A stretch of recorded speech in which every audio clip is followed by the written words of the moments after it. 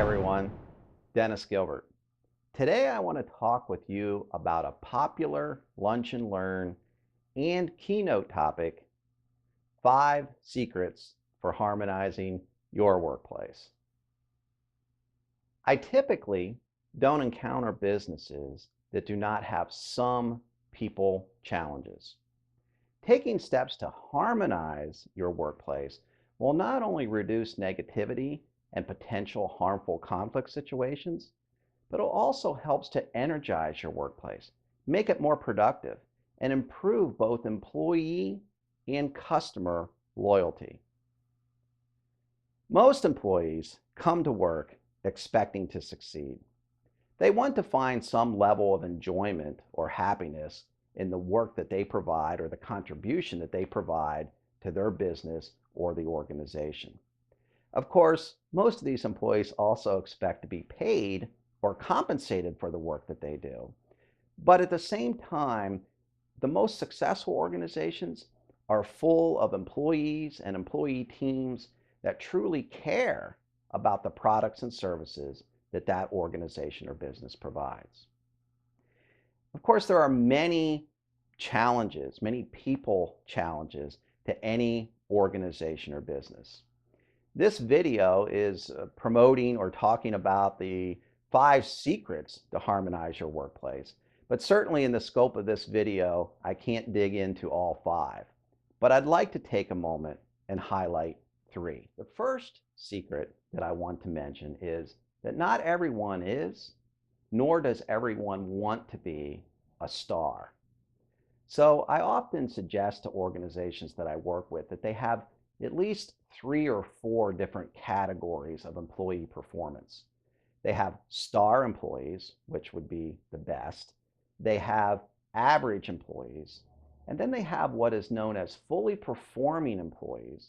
Those employees who are performing at a level good enough to stay on the team, but not necessarily those behaviors or contributions equivalent to that of the star. It's important to note that the star would be at the top end of the scale, fully performing at the lower end of the scale, which then leaves us room to identify average employees. So most organizations have employees in all 3 of those categories, and hopefully no categories lingering below those 3. But it's important not only for the organization leaders, the vice presidents, president, the C-suite folks, the managers, supervisors, directors, all of those people that lead the organization. It's important for them to recognize that they need a well-balanced team, but it's also important for those peer-to-peer relationships to recognize that employees are going to have different desires, different needs, and different levels of contribution to the team or to the organization. So that's the first secret. Not everyone is, or does everyone want to be, a star.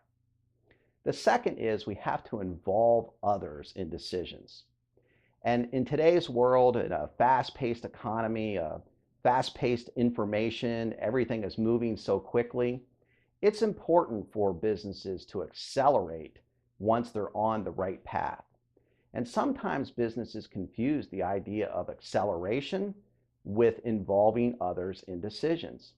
The idea becomes that taking the time to invest in others' contributions or others' input to the decision-making process may slow down the accelerated pace that that business needs. But this is really not typical, or not the typical case for outcomes of involving others into the decision-making process. Of course, we create employee buy-in by involving others in the decision process, but we also have the ability to make more decisions by consensus, which decisions by consensus typically yield much greater, better choices than those decisions in smaller groups or standalone decisions. The third secret that I briefly want to mention is that organizations and its employees need to learn to let the past behind. Leave the past in the past. And I work with some great organizations. Sometimes they have employees that have been there 20 years, 30 years, even more than 40 years. And that's a great message. It says a lot about that organization and a lot about its ability to retain employees. And we would assume that they have a low attrition ratio and that they have a great team there. I'm sure that's the case. But at the same time, often these employees will remember situations that happened 10 years ago or 20 years ago, and they tend to sometimes slow down or halt progress of a fast-moving organization.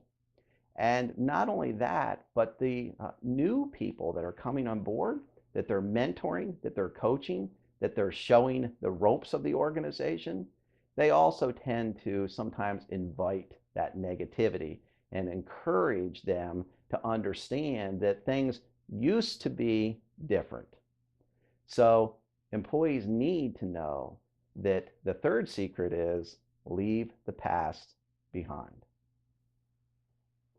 So those represent just three of the 5 secrets for harmonizing your workplace.